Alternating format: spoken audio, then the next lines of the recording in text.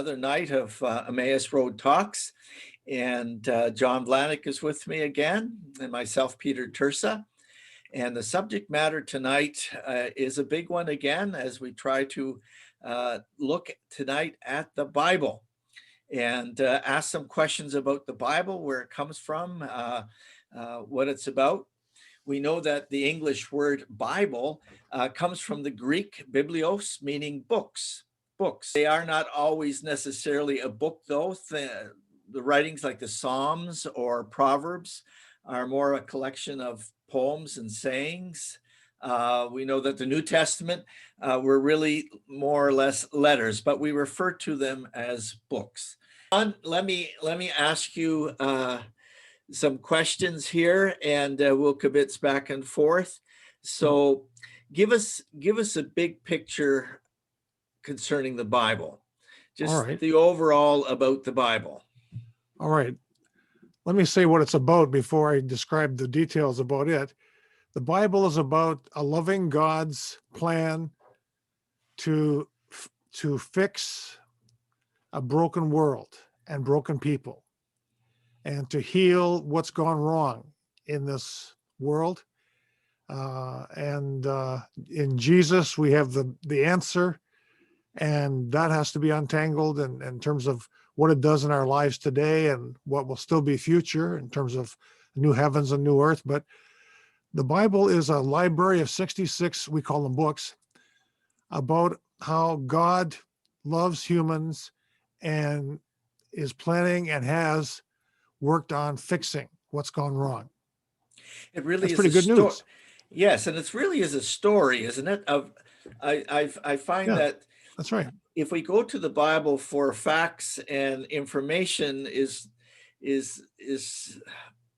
and you hear that a lot today, where people are looking for specific information. It was never meant to be that, to give us. Right, I'll talk about that creation. near the end, I think. Yeah. But I know that it really is a story of how God relates to humankind, and how in the error of our ways, the Bible records a lot of that, and how God deals with that, and what the answer has been to get us back into a right relationship. But it is a story. Exactly. And that's the story. From beginning to end. And it's how God deals with people and what his plan is for us. So, but there are, when we think of the Bible, I know that, the Jewish people have their Bible. It's called the Tanakh, and the Christians, we have our Bible. Can you explain a little difference between the Jewish and the Christian Bible? Okay. Well, the Jewish Bible is finished by about 400 BC or before Christian era. There's two ways of saying that.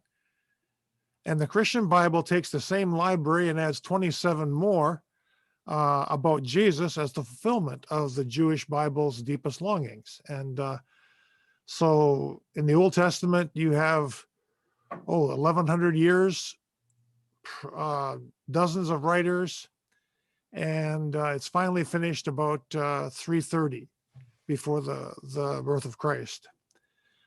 What's the same, though, is they both share many common beliefs. There is one God.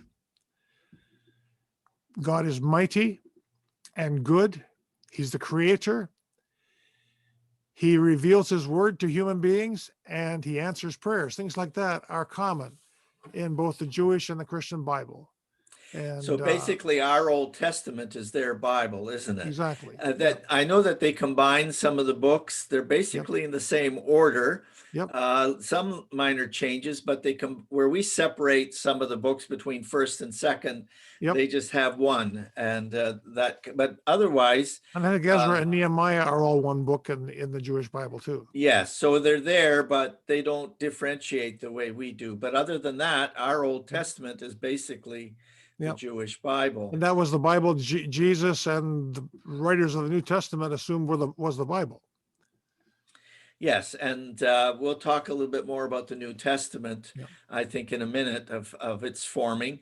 Now, the Roman Catholic Bible has an added section there that they call the Apocrypha. Where does that come from, John?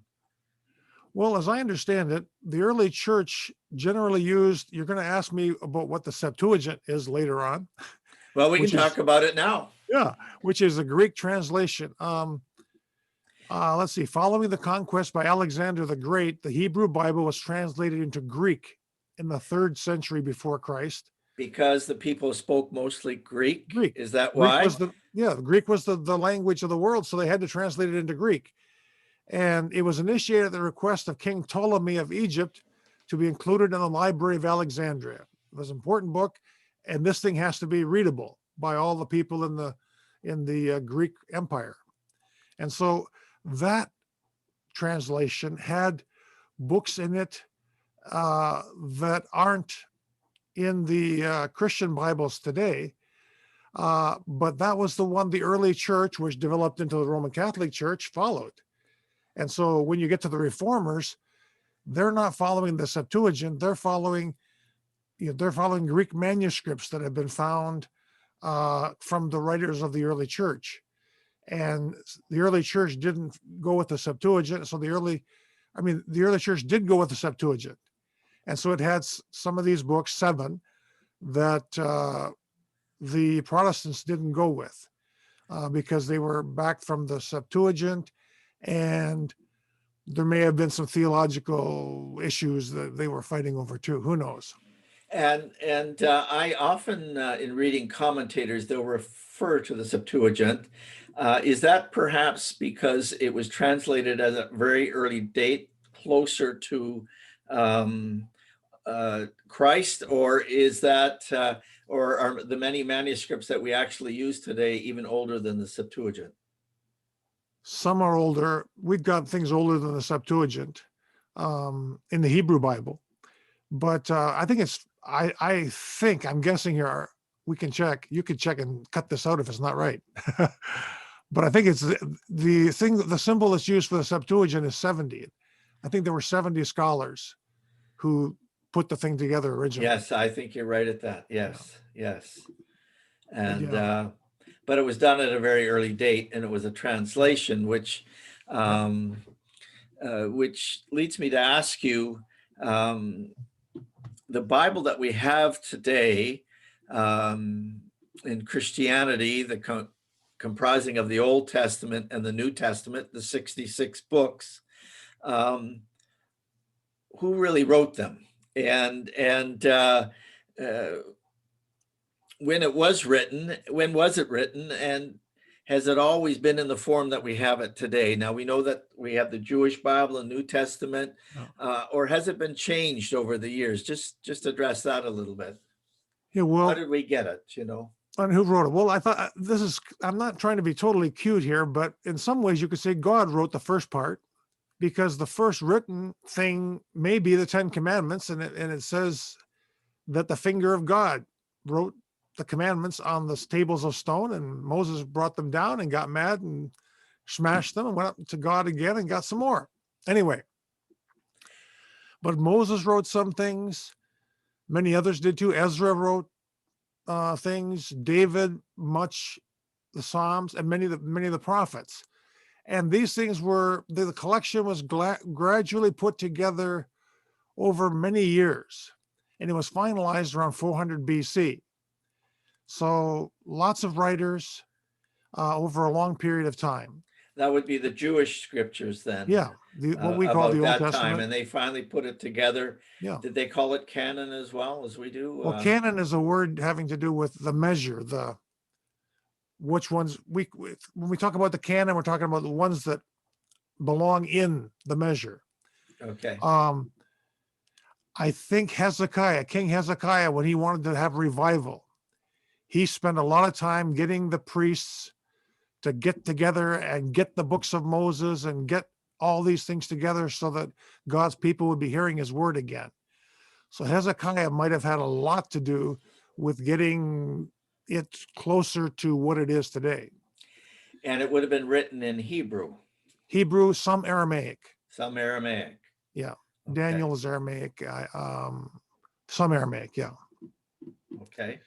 Now the New Testament, was written by Paul, Peter, James, Matthew, John, disciples, and people who were associated with them. Luke knew Paul, traveled with Paul.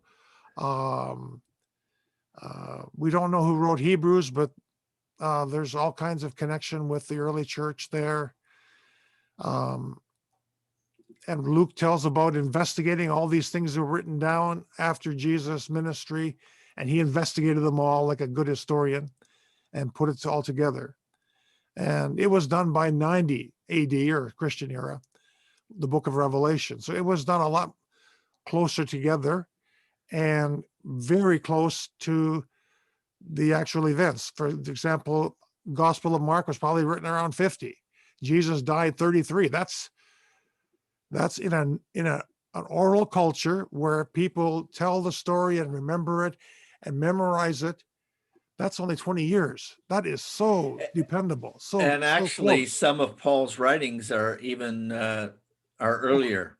Earlier than that, yeah. And that's what we need to remember when you read the New Testament, starting in Matthew, Mark, Luke, John, going forward. They're not chronological in date necessarily, but some people think that, you know what I mean? Yeah. And they were put more in order to tell a flow of the story, I think, than it did of actual timing of events. Again, because the Bible is not necessarily a record of everything, it's of key events that tell the story. Yeah. And when you compare the Christian Bible, the New Testament, and Jesus to the things we have about ancient worthies, great people from the ancient history that we are sure we know a great deal about, there's none of them very few of them we have within 20 years, and within less than a century, the whole book, the whole library. People like to make money and sell books in bookstores claiming we don't have a good record of what happened. We do. We have a very good record of what happened. I think actually the Bible has more background documents than anything else in the world. It is the book. Yeah, and it's still the best-selling book in the world. Still the best-selling book. It is this year too, I think. I wonder if it is on Amazon. Yeah, is it still on Amazon, the best-selling book? I don't know with Amazon, but in terms of books sold around the world, it's still the Bible. It's still the number one. Okay. All right. So we've already talked about the Septuagint. Yep. Anything you want to add about that? Not really. It's just that it did have those other books, and the early church followed it because they were all Greek speakers. And so the Septuagint was the version of the Old Testament they used. And by the time you get to the Reformers, they're wanting to get at the Hebrew manuscripts. And so that's the difference there, I think. So we'll hear from time to time, they talk about the Dead Sea Scrolls. I know that when I went to Israel, in the museum there, they have the scroll of Isaiah. They have a scroll there, and they have the text of Isaiah rolled around it. And I remember seeing the area of the Dead Sea Scrolls. I have too. What are those scrolls? Can you explain that a little bit to us? Well, they are Jewish and Hebrew religious manuscripts that were found in the caves in the Qumran area in the Judean desert on the northern shore of the Dead Sea in the West Bank. And the people who lived there were called the Essenes. They had withdrawn from society, and they believed they needed to get away from all the hubbub. Maybe some people wonder if John the Baptist might have been influenced by them because he was spending so much time out in the desert. But they withdrew, and they wanted to be holy, and they looked for the coming of God. And 40% are copies of text from the Hebrew scriptures. 30% of the material are text from the Second Temple period, which is just up to the New Testament.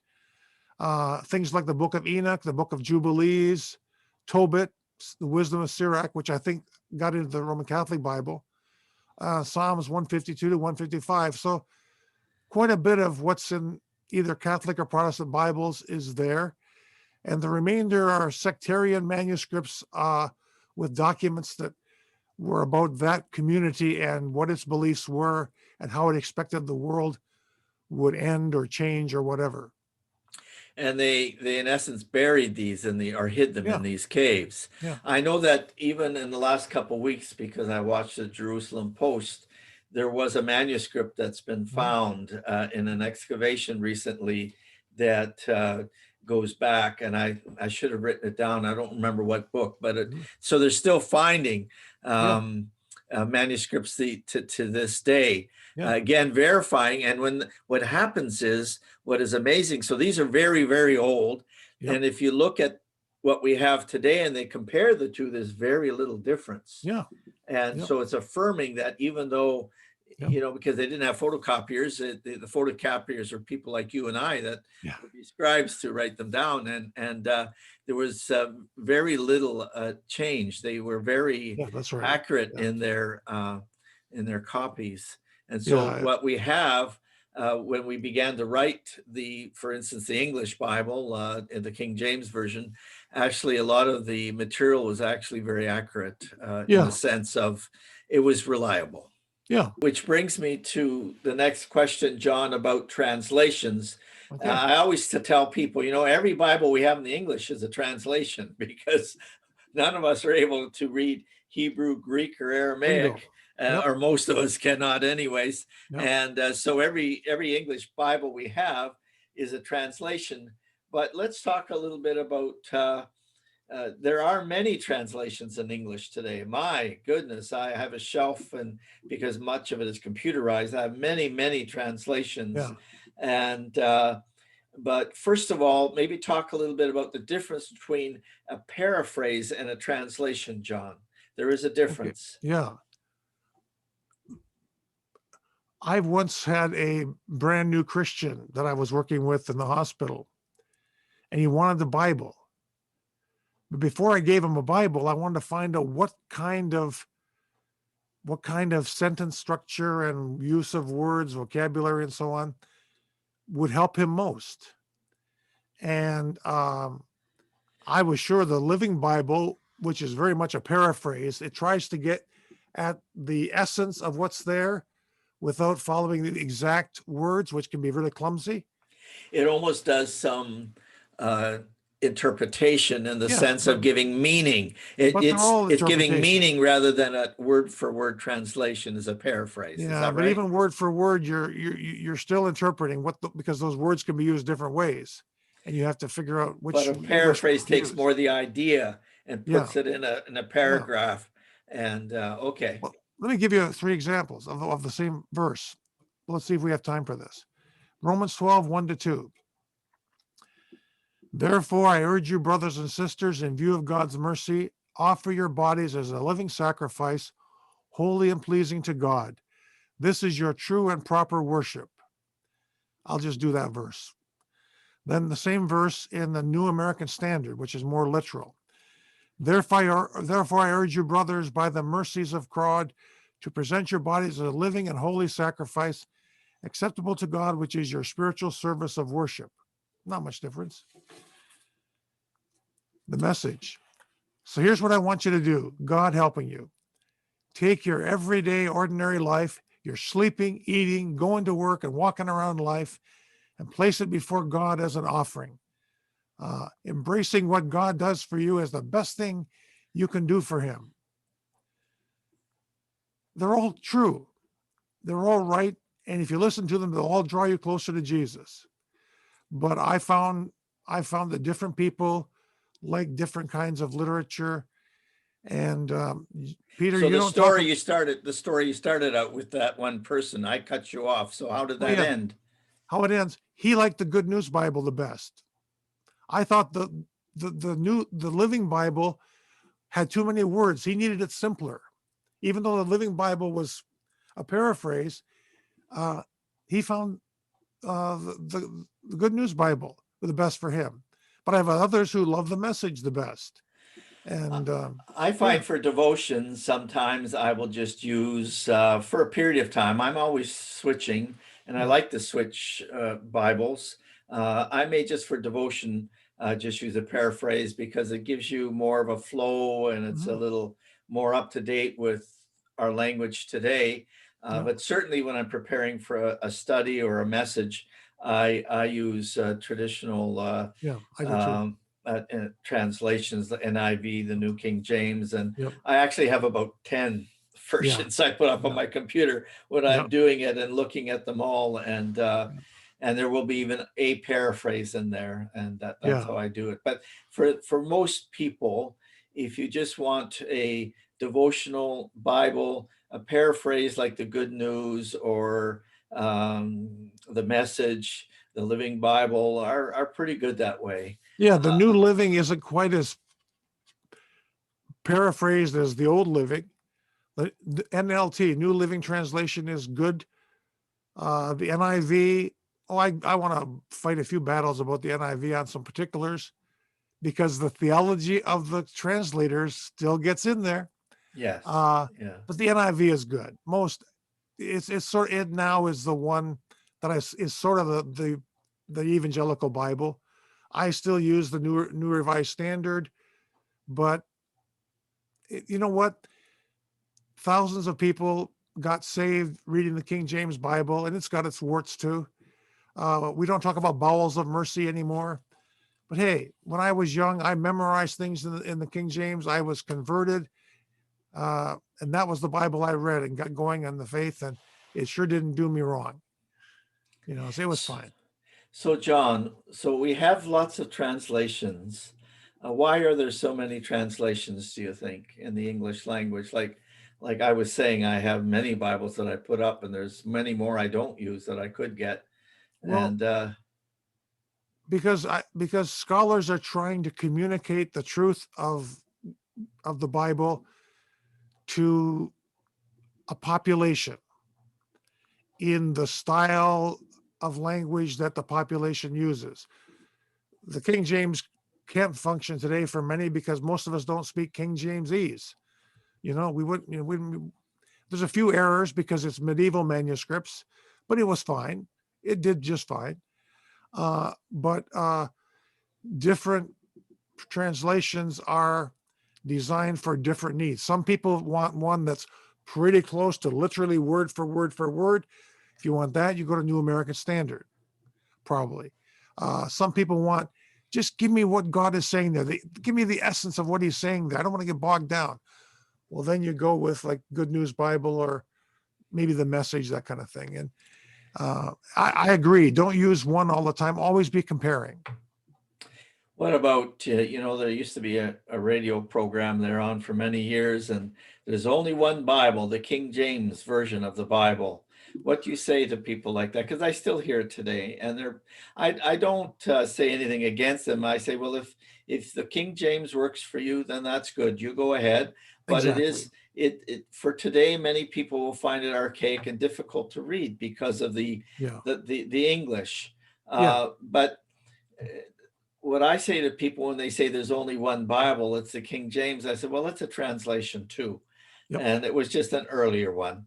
And today their language is always changing. Yeah. And the meaning of words, look at the English language for sure. Yep. Words change their meaning. That's right. And so many of the translations that have come along the way have only tried to update, as you say, to be able to speak to people today in what we understand the words to mean, because words and meaning, the dictionary is always changing. It's scary sometimes. Yes. But in light of this, then, with all these translations and with the manuscripts that we're finding, and the old manuscripts that are being found, and does the Bible contain errors, John? Or is the Bible reliable? I know what the answer will be, but give me some background as to the thinking there, John. Well, here's the way I think about this. It all depends on who sets the criteria. If I come to the Bible and say, I want precise numbers and every description to line up perfectly, I want history written the way I would write history today in 2021, I demand that the Bible fit my categories and answer my questions.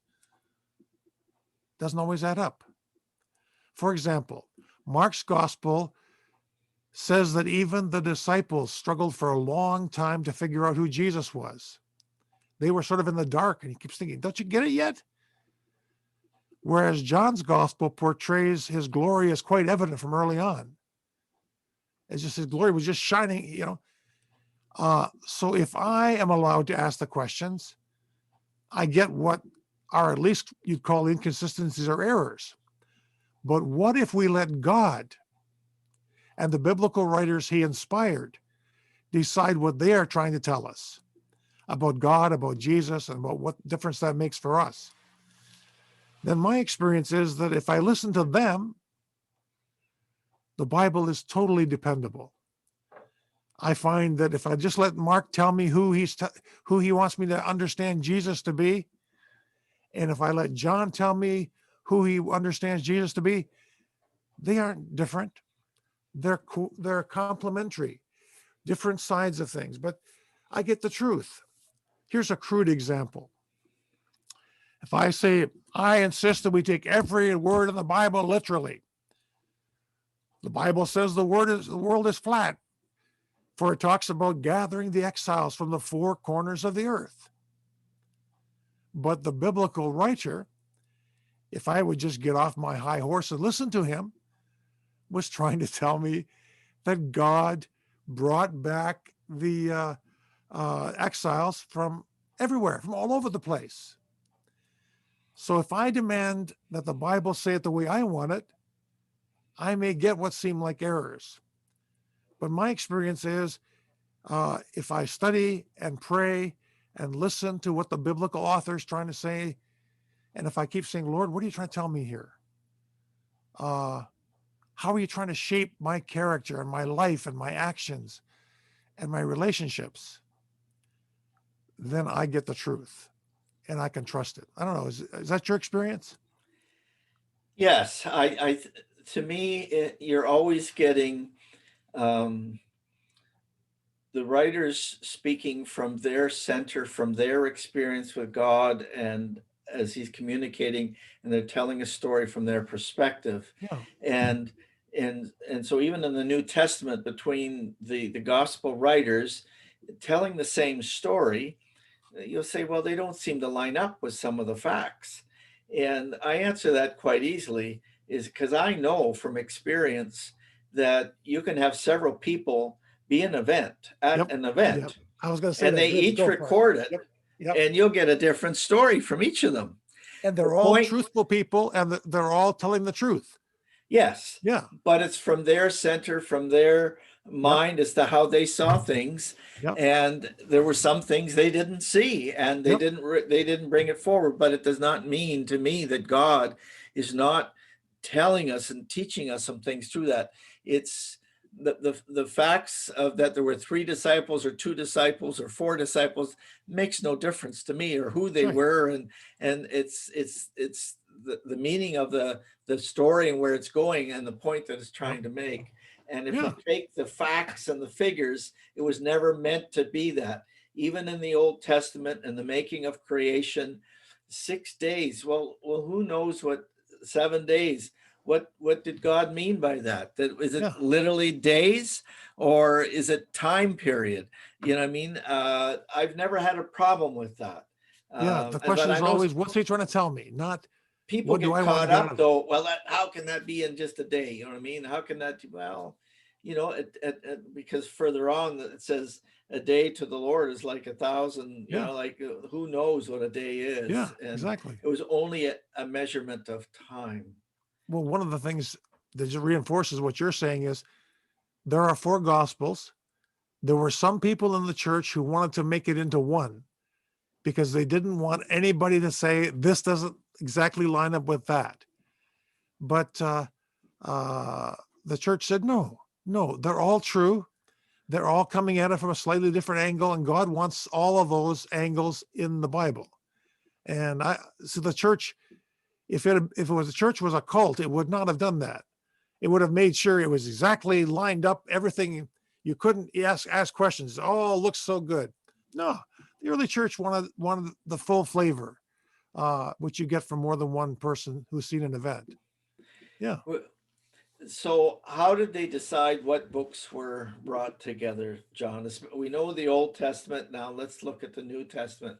How did that happen? Because we know there's some books that were not included, that some are arguing should have been included, but Well, the first of all, was it connected? Was it by an apostle or connected with an apostle?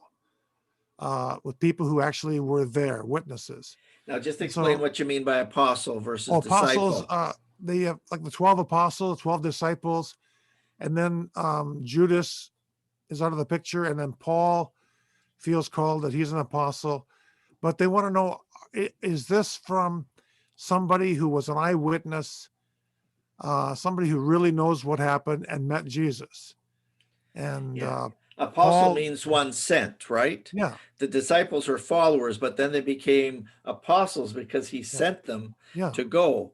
And yeah, so they had to have yep, an association with Christ, a yeah, relationship of some sort. It was one of the that's right. early decisions as to including the writings or not. Yeah, and so there are some that claim a little bit later. The one that gets the most press is the Gospel of Thomas, but it's bizarre. It's bizarre, and it didn't get in because it doesn't have the marks of having come from somebody who knew and who was there. But the writers today who want to make money writing, selling books, and like to debunk traditional Christianity, want to say that Thomas is a real gospel and that the rest of us have it all wrong. Well, no, that's not how it was. Yeah. Yeah. Well, I love the Bible. I never get tired of reading it. And I hope that many can say that as well, I'm sure. Yeah. And it's very interesting. I can read it many times, and then all of a sudden, the next time, it just something else hits you. Yep. And so this is where I see it was not just people who wrote down a story, an event. It was, but it was much more than that. I believe that God's hand by the Spirit Oh, was yeah. in all of this, Yep. because the amazing thing is the story that goes from beginning to end, Yeah. how it all fits. Yeah. When you understand the whole Yep. Bible, when you know the whole Bible, it's amazing how you can see already Christ in the Old Testament, That's right. how you can see him coming through, Yep. and how it ends, and it all comes together. And those who don't see it haven't looked at it enough, is my That's right. answer. Yeah. Because if you look at it enough, it's an amazing document, because Yeah, it is. only God could have brought this together. I agree. Yeah. Yeah. I And mean, the thing, we you can't you even get the vaccines rolled out right. That's How right. could we ever put a book together That's right. that fits like this over centuries of time? You just said something that alludes to something I was thinking about, that I like the fact that the denomination you and I are both part of sort of makes this distinction. The Bible is the written word, and it reliably reveals to us the living word. Jesus is the living word. And as you said, the whole Bible's about him. The Old Testament's preparing for him, and the New Testament's about him and about how he's going to finally heal everything. And he's the living word. And we don't worship a book. We worship Jesus. But this book reliably, dependably reveals him to us through the Holy Spirit and through what's written. Thank you. Thank you. All We're right. losing internet connection here. Oh, man. You're about 3 seconds behind, so it will Oh, look no. good on the screen. Well, friends, we're going to wrap that up tonight. That was a big subject. We could talk much more about it. There's so much in the scriptures to understand and to grasp, and how we got them and how reliable they truly are. Thank you for being a part of our Emmaus Road Talk tonight. Thank you, John. And I thank you especially because this is our 12th one tonight that we've done. But I think we're going to take a break, friends, and probably over the summer, and hopefully we'll be back in the fall. We'll see how things go. Okay. And just want to say thank you for those of you who have been faithfully following, and hope that God has touched you in some way and brought some better understanding to the faith in your life, I pray. Thank you, John, for being a part of You're it. most welcome. Thank and you for the helping. privilege. It's been a lot of fun. It has been fun. We've had a lot of good laughs here. Yeah. I don't know if anyone else has, but we have. Anyways, everyone, God bless you. Good night now. Good night. All the best. Good night.